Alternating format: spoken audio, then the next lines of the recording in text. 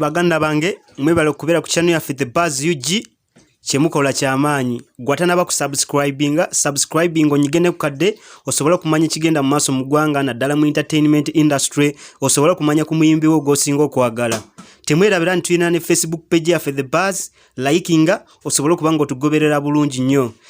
nebaza baganda bange bali mu mawanga g'Abawarabu abali e UK kyemukola kyamaanyi obubaka bamwe tubulaba mwebale nnyo. Lero nkuletedde mwana mulenzi Buar producer wa manyi akube engoma masteringa gayo wa manyi akoze obuyimba bungi akoledde Chameleon akoledde nolimbo lupyo lwa misachi onkubo olukuba kati ku airplay gaye yakalu mixing wano mu Sabula Records wali luwafu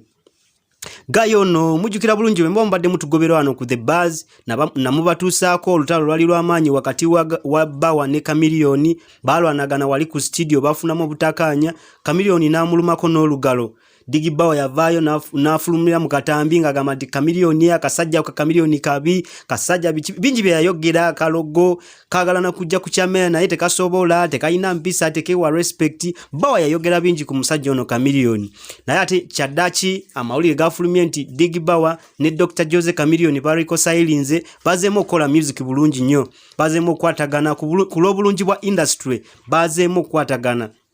kirungi ekyo nze nadde musanyufu nnyo naye ate amasimu ga Buar twagezezako kugakubako tumufune Buar amasimu yagajeeko ne tugenda wali ku studio ye luwafu era Buar tetwamusanze ndoza naye awulira bingi ku bigambo bye yayogera awulira yaswala nnyo naye ate tujja kuba tubatusako information yonna ekwatagana ku eno story wabula kyalina okola subscribing onyigene ku kadde osobola okubanga otambula wamu naffe osobola okumanya ebigenda mu maaso mu entertainment industry tovaako bingi bye tufumba ne tiimu yange.